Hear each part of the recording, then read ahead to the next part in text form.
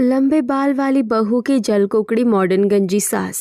ओ वाह चंद्रिका, तेरे ये काले लंबे बाल कितने खूबसूरत हैं, ऊपर से ये हेयर स्टाइल। हाँ चंद्रिका, सच में तेरे लंबे बाल तुझे किसी हीरोइन से कम नहीं बनाते हैं। मुझे तो जलन होती है कभी कभी तेरे लंबे बालों को देखकर। क्या तुम लोग भी ना। चंद्रिका की सहेलियां अपनी उंगलियों से उसके बालों को सहलाते हुए उसकी तारीफ करती हैं। तभी चंद्रिका हंसकर इतराते हुए कहती है, वैसे तुम लोगों की बात सही ही है। मेरे बाल है ही इतने खूबसूरत और लंबे कि कोई भी इन्हें देखकर अट्रैक्ट हो जाए। बहुत मेंटेन करती हूँ, तभी इतने लंबे बाल हैं। अरे भाभी जी दूध ले लीजिए। तभी अचानक चंद्रिका दूध वाले की आवाज से चौंक कर नींद से जाग जाती है। कौन है? कौन है? अच्छा, तो ये सपना था। कितना अच्छा था, और स्टूपिड दूध वाले ने मेरे सपने पर पानी फेर दिया। चलो अब दूध ही ले लेती हूँ। अरे अब ये विग कहाँ गया? यही तो रखा था। फिर चंद्रिका अपना विग ढूंढकर पहन लेती है और दूध लेने के लिए बाहर आती है। वहीं दूसरी तरफ लंबे बालों वाली नीति अपने कॉलेज में अपनी सहेलियों से बात कर रही होती है। तभी नीति की सहेली नीति के बालों को सहलाते हुए कहती है, यार नीति, तेरे बाल कितने लंबे हैं। हाँ यार, सच में आजकल के जमाने में इतने लंबे काले बाल किसके ही होते हैं। नीति, भगवान ने तेरे लंबे बालों को फुर्सत से बनाया है। तू पहले से इतनी सुंदर है, ऊपर से तेरे काले लंबे रेशमी बाल। मुझे तो कभी कभी तेरे बालों से जलन होती है।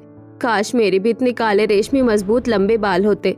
ऐसे ही सभी सहेलियां मिलकर नीति के लंबे बालों की तारीफ कर रही होती हैं। तभी वहां पर नीति की दादी आ जाती है और सहेलियों की बातें सुनकर, थू थू थू थू, चुप हो जाओ तुम लोग। मेरी बेटी के बालों को नजर लगाओगे क्या? चल बेटी, घर चल। इतना कहकर इंद्रावती नीति को लेकर घर आ जाती है, जहां नीति की माँ, अरे नीति बेटा, आ गई तू? आइए आप दोनों खाना खा लीजिए, मैं खाना लगाती हूँ। बहू, कभी कभी नीति के बालों की नजर उतार दिया कर। सब इसके बालों को नजर लगाने पर तुले हुए हैं। आजा नीति बिटिया, मैं तेरे बालों में तेल लगा देती हूँ। अरे दादी, मेरे लंबे बालों की वजह आप ही तो है। आपके इतने ख्याल रखने के कारण ही तो मेरे बाल इतने लंबे और घने हुए हैं। और माँ, जब तक आप हैं, नीति के लंबे बालों को किसकी नजर लग सकती है? हेमंत की बातों से पूरा परिवार हंसने लगता है। फिर सभी साथ बैठकर खाना खाते हैं। फिर ऐसे ही रात हो जाती है और इंद्रावती नीति के बालों के जूड़े को खोलती है। नीति के बाल पांव से नीचे जमीन पर पहुंच रहे होते हैं। फिर इंद्रावती अपना खास बनाया तेल नीति के लंबे बालों में लगाने लगती है। माँ जी, इसके लंबे बालों को देखते ही मेरे सर से इसकी शादी की टेंशन ही खत्म हो जाती है। कोई भी लड़का इसके लंबे बालों को देखकर इसे यूं पसंद कर लेगा। ऐसे ही कुछ दिन बीतते हैं, जहाँ नीति अपनी पढ़ाई पूरी कर चुकी होती है। बेटी, अब तेरी पढ़ाई पूरी हो गई है और अब तेरी शादी हो जाएगी। तुझे खुद से तेरे लंबे बालों का ख्याल रखना सीखना पड़ेगा। चल, मैं तुझे खास तेल और बाल धोने वाला पानी बनाना सिखा दूं। इतना कहकर दोनों किचन में चली आती हैं और इंद्रावती एक बड़े से पतीले में मेथी भिगोती है। दादी, आप मेथी क्यों भिगो रही हैं? बेटी, मेथी का पानी बालों को मजबूती देता है और अगर इसमें थोड़ा सा एलोवेरा मिला दे तो बालों को रेशमी भी बनाएगा। और दादी, ये एलोवेरा नीम किस लिए? एलोवेरा नीम का पानी से बाल धोएंगे तो बाल में जुएं नहीं लगेंगी। और जो तेल आप मेरे बालों में लगाती है, उसे कैसे बनाएंगे? वो देख, गैस चूल्हे पर पतीले में अश्वगंधा, मुलेठी और नीम के बीज, उसमें थोड़े से प्याज का रस मिलाकर बालों में लगाने वाला तेल बनाऊंगी। अब सीख लिया ना सब? हाँ दादी। यहीं दूसरी तरफ चंद्रिका बाथरूम से नहाकर अपने बालों में टॉवेल लपेटे निकलती है, जहाँ कमरे में विनोद अखबार पढ़ रहा होता है। विनोद जी, चलिए बाहर जाइए, मुझे अपने बालों को सुखाना है और तैयार होना है। तो हो तैयार, मैं क्या तुम्हें मना कर रहा हूँ? आप बाहर जा रहे हैं कि नहीं? मुझे तो ये नहीं समझ आता कि मेरे होने से तुम्हें क्या परेशानी होती है। I need privacy. इतना कहकर चंद्रिका विनोद को कमरे से बाहर निकाल देती है और अपने गंजे सर से टॉवेल को निकालती है। अब इन लोगों को कैसे बताऊं कि मैं पूरी गंजी हूँ, इसीलिए हमेशा अकेले में तैयार होती हूँ। इतना कहकर चंद्रावती चाबी से अलमारी खोलती है और एक विग निकालकर अपने गंजे सर पर लगाकर ठीक से बैठा लेती है। फिर मॉडर्न कपड़े पहनकर थोड़ा मेकअप करके तैयार होकर नीचे चली आती है। वो देखो, मम्मी आ गई। कैसी मॉडर्न औरत है, 11:30 बजे नीचे उतर रही है। शीला जी, सबका नाश्ता निकाल दीजिए। तुम लोगों ने अभी तक नाश्ता नहीं किया? सब आपका इंतजार कर रहे थे मालकिन। ओह, सो स्वीट ऑफ यू। फिर शीला पूरे परिवार का नाश्ता निकालती है। फिर सभी नाश्ता करके अपने अपने काम पर चले जाते हैं और चंद्रिका अपने कमरे में जा रही होती है कि तभी उसका फोन बजता है। अरे चंद्रिका, आज किटी पार्टी है, आना है कि नहीं? अरे मैं तो भूल ही गई थी। सब आ गए हैं क्या? हाँ, सब आ गए हैं, बस तू ही बची है। सब तेरा ही वेट कर रहे हैं। ओके, मैं आ रही हूँ। इतना कहकर चंद्रिका घर से निकलती है और किटी पार्टी में चली आती है, जहाँ किटी पार्टी में सभी औरतें चिप्स, वेफर्स, कोल्ड ड्रिंक के साथ मजे कर रही होती हैं। तभी सभी गाना बजाकर डांस करने लगते हैं। यो यो पार्टी सारी नाइट, यो यो पार्टी सारी नाइट, करेंगे पार्टी सारी नाइट। वाह चंद्रिका, क्या डांस करी हो, नाइस। अपनी चंद्रिका सिर्फ कपड़ों में नहीं बल्कि लुक में, लैंग्वेज में और स्टाइल में भी सबसे मॉडर्न है। ऐसे ही कुछ दिन बीतते हैं और एक दिन विनोद कुसुम से फोन पर बातें कर रहा होता है। और सब ठीक है ना बहन? हाँ भैया, बाकी सब ठीक है। वैसे भाभी कहाँ है? तू तो जानती है अपनी भाभी को, कितनी मॉडर्न है। अपने दोस्तों के साथ शहर के बाहर घूमने गई है। भैया, राकेश बड़ा हो गया है, उसकी शादी के बारे में सोचने की बजाय भाभी घूम फिर रही हैं। अब जाने दे, मैं क्या करूं। ठीक है भैया, भाभी को अपना सजने संवरने दो। तुम ये बताओ, राकेश की शादी के बारे में क्या ख्याल है? क्योंकि एक लड़की है, तुम कहो तो मैं बात करूं। जब लड़की अच्छी है तो क्या पूछना। देखा, विनोद से परमिशन लेकर कुसुम पंडित को कॉल करती है। पंडित जी नमस्कार। हाँ कुसुम जी, नमस्कार नमस्कार, बोलिए। आपने वो मुझे जो लड़की बताई थी, उसकी शादी हो गई क्या? जी नहीं, अभी इस लड़की की शादी नहीं हुई है। आप कहें तो कल ही मिलते हैं। बिल्कुल पंडित जी। फिर अगली सुबह कुसुम पंडित जी के साथ नीति के घर पहुंचती है। नमस्कार पंडित जी। नमस्कार। मैंने कल आप लोगों को जिस रिश्ते के बारे में बताया था ना, ये उसी लड़के की बुआ हैं। नमस्कार। नमस्कार। फिर सभी हॉल में बैठकर बातें करने लगते हैं। तभी नीति चाय की ट्रे लेकर आती है और कुसुम नीति के लंबे बालों को देखकर हैरान रह जाती है। अरे वाह, ये तो मेरी सोच से भी ज्यादा सुंदर है। और इसके काले लंबे बाल, राकेश तो इसे एक ही बार में पसंद कर लेगा। कसम जी, यही हमारी बेटी नीति है। जी, मुझे रिश्ता मंजूर है, बस 1 मिनट। इतना कहकर कुसुम नीति की फोटो खींचकर ऑफिस में राकेश को भेजती है और राकेश फोटो देखकर कुसुम को फोन करता है। बुआ, ये तो एआई है, एआई। अरे नहीं, रुक, मैं वीडियो कॉल करती हूँ, फिर वीडियो कॉल पर देख। इसके बाद कुसुम राकेश को वीडियो कॉल करके नीति के लंबे बाल दिखाती है। फिर कॉल पर, बुआ, इतने लंबे बाल वाली लड़की, आजकल कौन लड़की इतने लंबे बाल रखती है? तुझे लड़की पसंद है? हाँ बुआ, और मैं इससे मिलना भी चाहता हूँ। जी, मैं चाहती हूँ एक बार लड़का लड़की एक दूसरे से आमने सामने मिल ले। जी बिल्कुल, मिलवा देते हैं बच्चों को। रिश्ते की बात करके कुसुम चली जाती है और फिर अगले दिन राकेश और नीति एक रेस्टोरेंट में मिलते हैं। आप बहुत अच्छी लग रही हैं, साथ ही आपके ये गूथे हुए पाँव तक लंबे बाल बहुत पसंद आए मुझे। आपकी ड्रेसिंग सेंस भी बहुत अच्छी है। थैंक्स। वैसे आप अपने बालों में क्या लगाती हैं? दादी मेरे बालों में खास तेल चावल का पानी और बहुत औषधि लगाती है। मुझे आप बहुत पसंद आई। आप भी मुझे बहुत पसंद आए। फिर राकेश और निधि एक दूसरे को पसंद करके घर वालों को बता देते हैं। इधर विनोद चंद्रिका को रिश्ते के बारे में बताता है और अगले दिन पूरा परिवार नीति से मिलने आता है। अरे आ गए आप लोग, नमस्कार, आइए आइए। फिर सभी लोग हॉल में बैठकर बातें करने लगते हैं। तभी नीति अपने लंबे बाल लहराते हुए चाय की ट्रे लेकर हॉल में आती है। अरे यार, ये लड़की तो सच में बहुत सुंदर है और इसके काले लंबे घने बाल। अगर इसको मेरे गंजेपन के बारे में पता चला तो ये तो मुझे बहुत ताने मारेगी। मुझे कुछ भी करके ये शादी होने से रोकना होगा। नमस्ते अंकल जी, आंटी जी। देखिए जी, हमें तो नीति पसंद है, हमारी तरफ से रिश्ता पक्का। बोलो ना मम्मी, तुम्हें पसंद है ना नीति भाभी? हाँ, जब सबको पसंद है तो मुझे क्या परेशानी होगी। चलिए जी, अब तो श्रीमती जी ने भी हाँ कर दिया है। अब आप लोग बताइए, क्या हम ये रिश्ता पक्का समझें? हाँ जी बिल्कुल, हमारी नीति बेटी अब आपके घर की बहू बनेगी। अहो भाग्य हमारे, जो हमारी बेटी का रिश्ता आपके घर में तय हुआ। मेरी बेटी का तो भाग्य खुल गया है, इतना अच्छा परिवार पाकर। चलिए, अब आप लोग हमें इजाजत दीजिए, हम लोग चलते हैं। पंडित जी से बात करके हम शादी का दिन तय करके आपको बता देंगे। इसके बाद सभी घर के लिए निकल जाते हैं।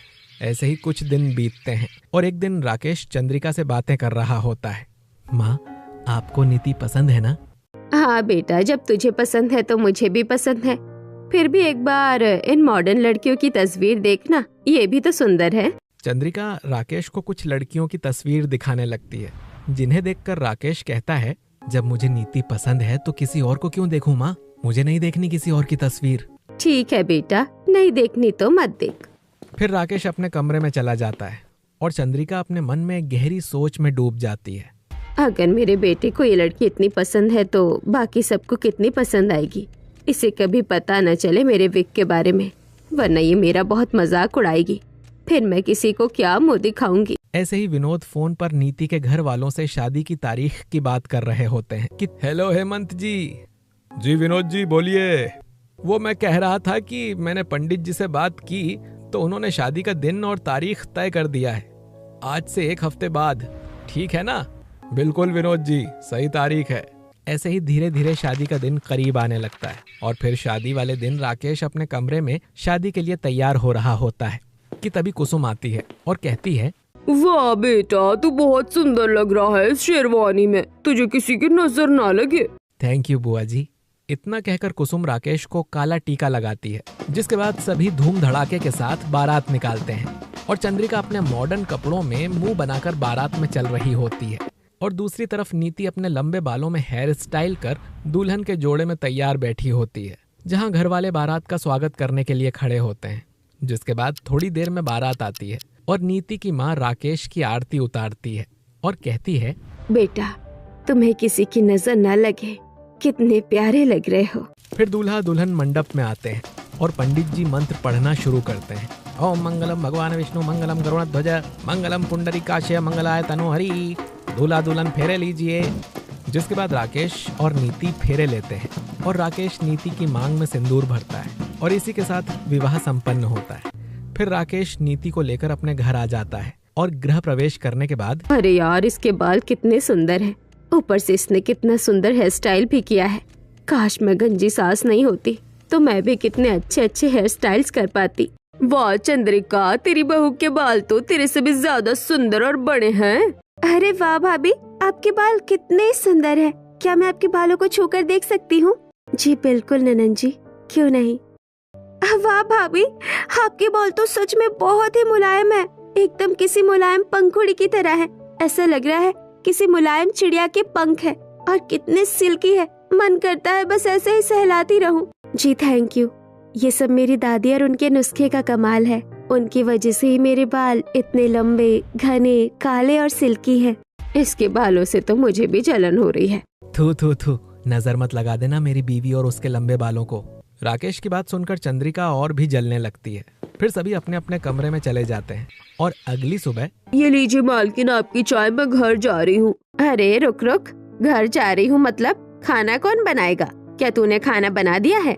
मैं क्यों बनाऊंगी, आज तो छोटी मालकिन की पहली रसोई है ना, तो आज तो खाना छोटी मालकिन ही बनाएंगी। अच्छा अच्छा, पहली रसोई। अब देखो मैं कैसे इस नीति के पसीने छुड़ाती हूँ। शीला, तुझे कहीं नहीं जाना है, तू जा बाहर बगीचे में पौधों को पानी दे दे। फिर शीला बगीचे में चली जाती है और आकर पौधों को पानी देने लगती है। वहीं चंद्रिका किचन की सारी खिड़की बाहर से बंद कर देती है और किचन में चिमनी भी बंद कर देती है। फिर हॉल में आकर बैठ जाती है। तभी नीति तैयार होकर नीचे आती है और चंद्रिका उससे कहती है, बहू आ गई तू, आज तेरी पहली रसोई है, पता है ना? जी माँ जी, आप लोग मुझे बता दीजिए क्या क्या बनाना है, मैं बना दूंगी। मुझे तो फ्राइड राइस, राजमा चावल और दही बड़े खाने का मन है, तो तू यही बना लेना मेरे लिए। मेरे लिए पूरी आलू दम और गाजर का हलवा। भाभी, मुझे तो पिज्जा और वेज रोल खाना है। पर बहू, तू ये सब बना तो लेगी ना? कि शीला को बोल दूं? नहीं नहीं माँ जी, इसकी कोई जरूरत नहीं है, मैं बना लूंगी। इतना कहकर नीति किचन में चली जाती है और सोचने लगती है, ओह गॉड, मैंने तो सोचा था कि बस पूरी सब्जी और खीर बना दूंगी, लेकिन यहाँ तो सबने इतने सारे आइटम बता दिए। मैं 7-8 आइटम एक साथ कैसे बनाऊंगी? चलो कोई बात नहीं, ट्राई करने में क्या हर्ज है। जिसके बाद नीति खाना बनाना शुरू करती है, लेकिन उसे खाना बनाते हुए गर्मी लगने लगती है। अरे, किचन की सारी खिड़की बंद क्यों है और ये चिमनी क्यों बंद है? मुझे तो बहुत गर्मी लग रही है। एक काम करती हूँ, पहले ये खिड़कियाँ खोल लेती हूँ। इतना कहकर नीति घर की खिड़कियां खोलने की कोशिश करने लगती है और इस कोशिश में नीति को और तेज गर्मी लगने लगती है। तभी शीला किचन में आती है और लगता है छोटी मालकिन को गर्मी लग रही है। फिर शीला किचन से बगीचे में आती है और सारी खिड़कियों को खोल देती है। तभी किचन का सारा धुआं बाहर निकल जाता है और नीति को थोड़ी राहत मिलती है। थैंक यू शीला दीदी। खिड़कियां बंद होने की वजह से मेरी हालत खराब होने लगी थी और इन लंबे बालों में तो गर्मी और भी ज्यादा लगती है। मैं समझती हूँ, और अब तो गर्मी आ रही है। मेरे इतने से ही बाल में मैं खाना बनाते हुए पसीने से तरबतर हो जाती हूँ, और आपके कितने लंबे बाल हैं। इतना कहकर शीला अपना काम करने लगती है। वहीं नीति वापस अपने पकवान बनाने में जुट जाती है और थोड़ी ही देर में सबके पसंद का पकवान बनाकर डाइनिंग टेबल पर परोसती है। माँ जी, खाना लग गया है, आइए आप लोग नाश्ता कर लीजिए। अरे वाह नीति, तुमने क्या टेस्टी खाना बनाया है। तुम्हें मेरी पसंद पता थी, आलू के पराठे, सूजी का हलवा। हाँ भाभी, आपने सच में बहुत ही टेस्टी पिज्जा बनाया है, और ये वेज रोल भी बिल्कुल दुकान जैसा लग रहा है। आप तो बिल्कुल मास्टर शेफ हो। हाँ बहू, वाकई में तूने बहुत ही बढ़िया खाना बनाया है। हमेशा खुश रह, तू सच में अन्नपूर्णा है। फिर चंद्रिका भी खाना खाती है और अपने मन में सोचती है, अरे यार, सच में उसने तो बहुत ही बढ़िया खाना बनाया है। इतनी गर्मी के बावजूद इसने इतना अच्छा खाना बनाया है। अरे भाग्यवान, तुम भी तो कुछ बोलो ना, क्या सोचे जा रही हो। अरे नहीं, कुछ भी नहीं। मैं तो बस बहू के खाने के बारे में सोच रही थी कि उसने कितना बढ़िया खाना बनाया है। वाह बहू, सच में तूने बहुत ही अच्छा खाना बनाया है। खाकर मजा आ गया। तू तो सच में अन्नपूर्णा है। धन्यवाद माँ जी। धन्यवाद पापा जी। इतना कहकर सभी खाना खाते हैं और आखिरकार नीति की पहली रसोई की रस्म पूरी हो जाती है। तभी एक दिन राकेश नीति के बालों को अपनी उंगलियों से सहलाते हुए कहता है, वाह नीति, तुम्हारे बाल कितने खूबसूरत हैं और तुम्हारा चेहरा कितना प्यारा है। तुम्हें देखता हूँ तो जी करता है बस देखता ही रह जाऊं। क्या आप भी? छोड़िए, कोई देख लेगा। देख लेता है तो देख लेने दो, मैं तो बस तुम्हारे बालों की तारीफ कर रहा था। कितने खूबसूरत बाल हैं तुम्हारे। ये सारी बातें कमरे से बाहर से गुजर रही चंद्रिका सुन लेती है। फिर वो अपने कमरे में चली जाती है और अपने कमरे में जाकर देखती है कि वहाँ उसके पति विनोद कमरे में बैठे फोन चला रहे होते हैं। फिर वो अपने मन में सोचने लगती है, काश मेरे भी बाल बड़े होते, लंबे और घने होते, तो मेरे भी पति मेरे बालों की तारीफ कर रहे होते। फिर ऐसे ही सुबह होती है। जहाँ सुबह सभी हॉल में बैठे होते हैं, वहीं सुबह नीति बाहर सूर्य देव को जल अर्पित कर रही होती है। ओम सूर्याय नमः, ओम सूर्याय नमः। सूर्य को जल देने के बाद नीति घर में जा रही होती है कि तभी उसे पड़ोस की बालकनी से उसकी पड़ोसन अंजलि की आवाज आती है। अरे वाह भाभी, आप तो सच में बहुत सुंदर है। आपके बाल भी कितने घने और खूबसूरत हैं। नीति पीछे मुड़ती है और देखती है कि पड़ोस की कुछ लड़कियां उसके बालों की तारीफ कर रही होती हैं। उन्हें देखकर वो मुस्कुराने लगती है और कहती है, जी थैंक यू। हाँ भाभी, सच में आपके बाल बहुत ही सुंदर हैं। क्या आप हमें अपने जैसे बाल करने के लिए कुछ टिप्स देंगी, जिससे हमारे बाल भी आपकी तरह खूबसूरत हो सके? जी कुछ नहीं करना, बस अपने बालों को हफ्ते में 2 बार चावल के पानी से वॉश करना है और धोने से पहले नारियल का तेल लगाना है। मेरी दादी तो मेरे बालों में यही लगाती थी। नीति पड़ोस की लड़कियों को बता ही रही होती है कि तभी अचानक से चंद्रिका वहाँ आ जाती है और नीति से कहती है, अरे बहू, तू यहाँ क्या कर रही है? घर में कोई काम नहीं है क्या? चल घर में चल, यहाँ खड़े होके गप्पे क्या लड़ा रही है? जी माँ जी। इतना कहकर नीति घर के अंदर चली जाती है और मन ही मन सोचने लगती है, क्या हो गया माँ जी को? अभी तो मुझे आए 1 ही हफ्ता हुआ है और माँ जी मुझ पर इतना गुस्सा क्यों कर रही है? छोड़ो, वैसे भी घर में काम तो पड़े ही हैं। फिर नीति घर के काम करने लगती है और ऐसे ही कुछ दिन बीत जाते हैं। तभी एक दिन नीति कपड़े धो रही होती है और उसके बाल पानी में लग रहे होते हैं। तभी चंद्रिका वहाँ से गुजरती है और उसे देखकर नीति कहती है, माँ जी मेरे बाल पानी में लग रहे हैं, जरा आप वो मेज पर रखी रबर मेरे बालों में लगा दीजिए ना। वैसे भी मैं वॉशिंग मशीन में तो कपड़े धो नहीं रही हूँ, हाथ से धोना पड़ रहा है। आपकी नई साड़ी है और भी कुछ साड़ियाँ हैं, वॉशिंग मशीन में खराब हो जाएगी, इसीलिए मैं हाथ से धो रही हूँ। बाल पानी में लग रहा है, क्या आप प्लीज वो रखा गार्डर मेरे बालों में लगा दीजिएगा। मैं क्या तेरी नौकरानी हूँ? और क्या तूने मुझे अपने बालों की देखभाल करने के लिए रखा है? खुद ले ले, मुझे मालिकों की तरह ऑर्डर मत दे। इतना कहकर चंद्रिका वहाँ से चली जाती है और जाते हुए बड़बड़ाने लगती है, बड़ी आई मुझे ऑर्डर देने वाली। बहुत घमंड है ना तुझे अपने लंबे बालों का। जब मेरी तरह गंजी हो जाएगी ना, तब तुझे समझ आएगा। तब देखती हूँ कैसे इतराती है अपने लंबे बालों पर। ऐसे ही कुछ दिन बीतते हैं और एक दिन नीति किचन में खाना बना रही होती है। तभी राकेश उसे पीछे से जाकर पकड़ लेता है और कहता है, ये लो स्वीट हार्ट, मैं गुलाब के फूल लाया हूँ, इन्हें तुम अपने बालों में लगा लो। मैं तुम्हारे बालों को फूलों से सजा हुआ देखना चाहता हूँ। छोड़िए, आप पागल हो गए हैं क्या? कोई देख लेगा तो क्या सोचेगा? क्या तुम भी छोटी छोटी बातों पर डरने लगती हो?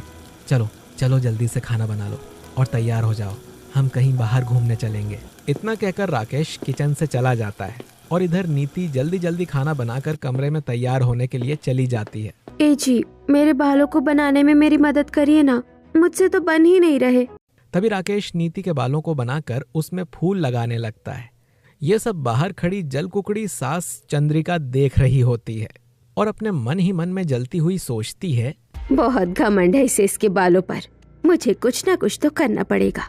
कल मैं इसके बालों को काट कर छोटा कर दूंगी, फिर देखती हूँ कैसे इतराती है अपने बालों पर। फिर नीति और राकेश बाहर खाना खाने चले जाते हैं और चंद्रिका नीति के बालों को काटने की प्लानिंग करने लगती है। फिर अगले दिन जब नीति और राकेश अपने कमरे में सो रहे होते हैं, तब चंद्रिका धीरे धीरे कमरे में घुस जाती है और आज तो मैं इसके बाल काट कर ही रहूंगी, बहुत इतराती है ना।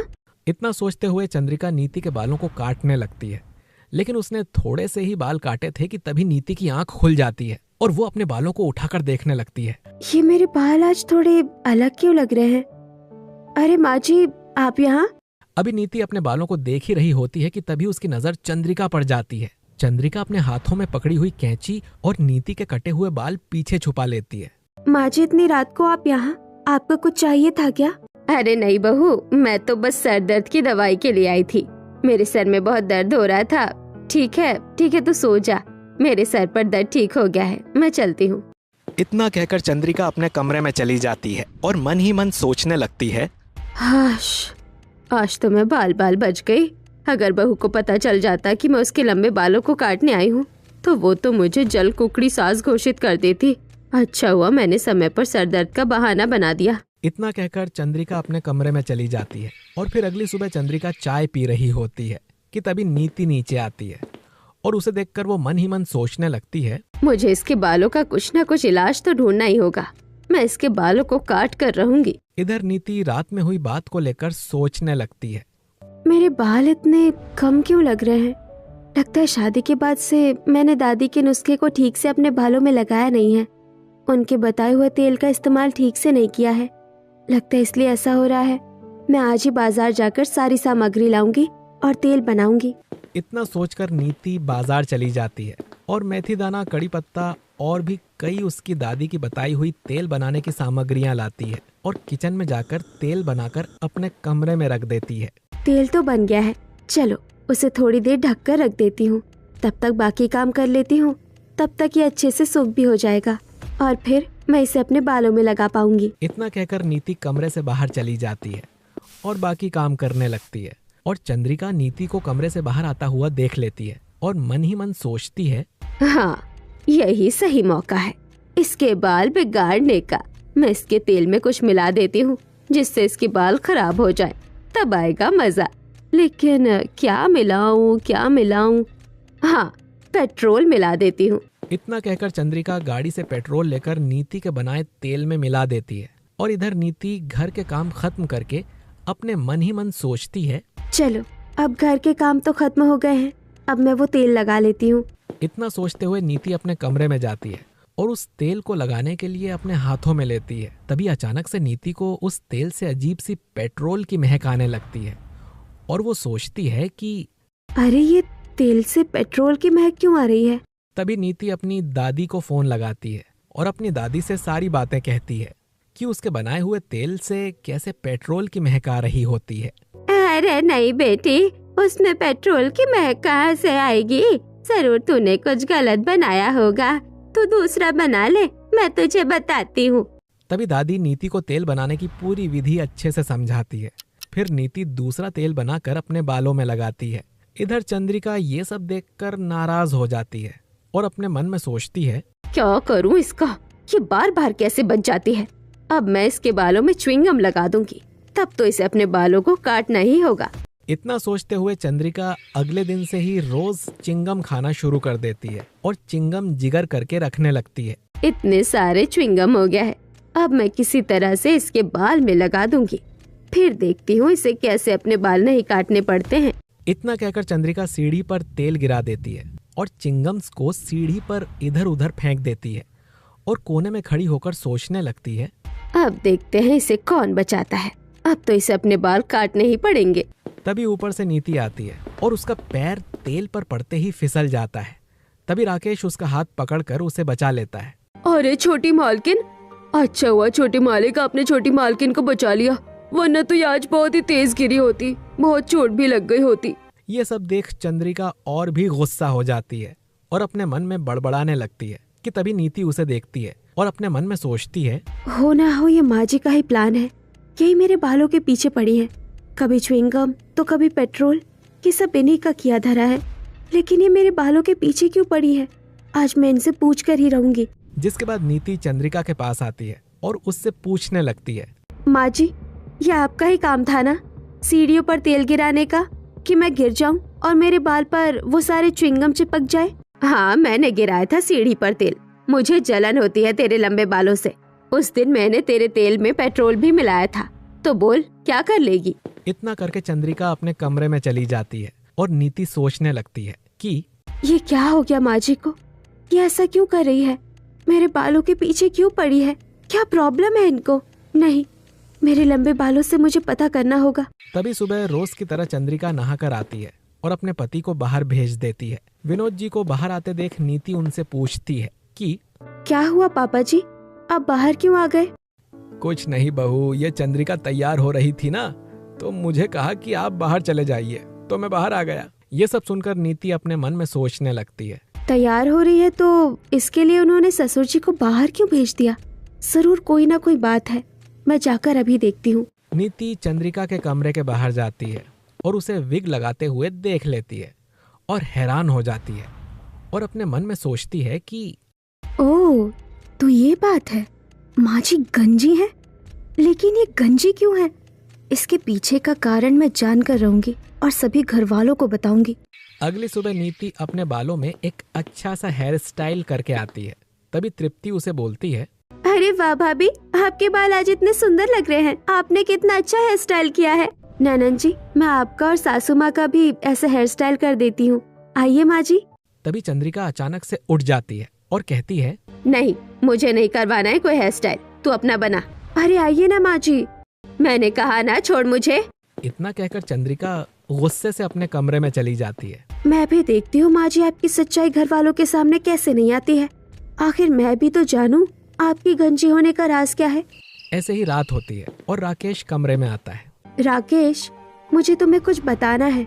हाँ बोलो ना नीति। तुम्हें पता है तुम्हारी माँ ने तुमसे एक सच्चाई छुपाई है, तुम्हारी माँ सर पर विग पहनती है क्योंकि वो पूरी तरह गंजी है और मेरे लंबे बालों से जलकर वो मुझे भी गंजा बनाना चाहती है। नीति तुम पागल हो गई हो क्या, तुम्हें पता भी है कि तुम क्या कह रही हो, ऐसा कैसे हो सकता है, और अगर वो गंजी होती भी तो तुम्हारे बारे में इतना बड़ा वो कभी नहीं सोच सकती हैं। आइंदा से मेरी माँ के लिए अनाप शनाप बोला तो मैं भूल जाऊंगा कि मैं तुमसे प्यार करता हूँ। इतना कहकर राकेश बिस्तर पर जाकर सो जाता है। एक तो मेरी मॉडर्न गंजी जलकुकड़ी सास मेरे लंबे बाल खराब करना चाहती है, ऊपर से ये मेरा विश्वास नहीं कर रहे हैं, अब तो मुझे सबूत हाथ में रखकर बात करना पड़ेगा। अपनी गंजी जलकुकड़ी सास का पर्दाफाश करने का तय करके नीति भी सो जाती है और फिर अगले दिन चुपके से चंद्रिका के विग पहनते हुए उसका वीडियो शूट कर लेती है। अब देखती हूँ माँ जी आप सच्चाई कैसे नहीं बताती हैं। इतना सोचकर नीति अपनी गंजी जलकुकड़ी सास के खिलाफ सबूत इकट्ठा करती है। वहीं चंद्रिका एक नई प्लानिंग कर लेती है। अब तो हद ही हो गई है, कुछ तो करना पड़ेगा इस नीति के बालों का। मेरे पास एक रास्ता है, मैं बाहर से ढेर सारे जू लाकर इसके बाल में डाल दूंगी, जिससे इसके पूरे बाल खराब हो जाएंगे।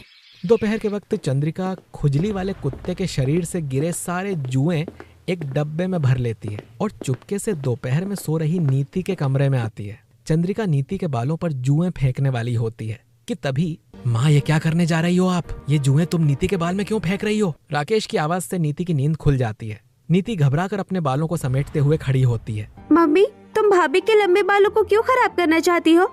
मैं कहा, मैं तो कुछ नहीं कर रही थी।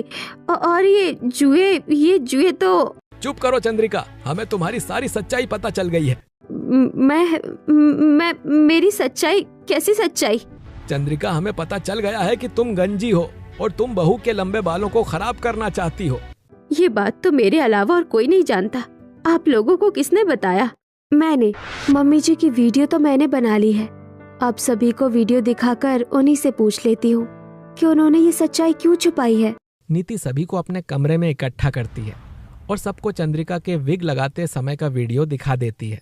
ओह, तो चंद्रिका इसीलिए तैयार होते समय मुझे कमरे से बाहर निकाल देती थी। पर मम्मी को हमें अपने गंजे होने की सच्चाई नहीं छुपानी चाहिए थी। हम तो आपकी मदद ही करते। माँ जी तो सुबह विग लगाकर तैयार होकर बाहर चली गई है। अब उनके आने के बाद ही सच्चाई पता चलेगी। तब से हम आपका इंतजार कर रहे हैं और आप यहाँ सीधे जुए लेकर आ रही हैं। चंद्रिका, हमें अभी अपने गंजे होने की सारी सच्चाई बताओ। हाँ, मैं सच में गंजी हूँ। ये तब की बात है जब मेरे बहुत ही सुंदर बाल थे, लेकिन मेरे काले रेशमी बाल कितने अच्छे हैं। मैं अपने बालों को और भी लंबे बनाऊंगी, ऑनलाइन मंगाए नए शैम्पू और कंडीशनर से। चंद्रिका अपने ऑनलाइन शैम्पू से रोजाना बाल धोने लगती है। ऐसे ही एक हफ्ते बाद ये मेरे बाल बढ़ाने की जगह टूटने कैसे लगे। एक हफ्ते में मेरे बाल पूरे आधे हो गए हैं। कहीं मैं गंजी ना हो जाऊं। चंद्रिका का डर सही निकलता है और अगले 2 दिन में चंद्रिका पूरी तरह से गंजी हो जाती है। उसी नकली प्रोडक्ट की वजह से मेरे बाल खराब हो गए। मैंने बहुत सारे डॉक्टर को दिखाया। सभी डॉक्टर ने कहा कि अब आपके बालों का कुछ नहीं हो सकता। आपके बाल के जड़ पूरी तरह से खराब हो चुके हैं। तब से मैंने विग लगाना शुरू कर दिया और बहू के लंबे काले घने बाल देखकर जलन से मैं उसके बाल खराब करना चाहती थी। मुझे माफ कर दे बहू। कोई बात नहीं माँ जी, आप चिंता मत करिए। आपके बाल फिर से आएंगे। मेरी दादी के नुस्खे वाला खास तेल और खास पानी से बाल धोने से आपके बाल फिर से वापस आ जाएंगे। इतना कहकर नीति अपने बनाए हुए तेल को लाकर उसे दिखाती है और वो उसे अपने दादी के बताए नियम के मुताबिक चंद्रिका के गंजे सर पर लगाने लगती है। कुछ ही महीने में चंद्रिका के बाल वापस आने लगते हैं। अपने बाल देखकर चंद्रिका भावुक हो जाती है। मुझे माफ कर दे बहू। मैंने तेरे लंबे बालों को खराब करने के लिए क्या कुछ नहीं किया। फिर भी तूने मेरे साथ भलाई ही की और आज सिर्फ तेरी वजह से मेरे बाल भी वापस आ गए हैं। मुझे माफ कर दे, मुझे माफ कर दे। कोई बात नहीं माँ जी, गलती इंसान से ही होती है और मैंने तो आपको कब का माफ कर दिया। ऐसे ही नीति चंद्रिका के बालों का ख्याल रखती और अपनी दादी का खास नुस्खे वाला तेल चंद्रिका के सर पर लगाती और खास पानी से उसके बालों को धोती है। इसी तरह 3 महीने बीत जाते हैं और चंद्रिका के गंजे सिर में कंधे तक बाल आ जाते हैं और वो नीति को बहुत प्यार करने लगती है और सभी साथ साथ खुशी से रहने लगते हैं।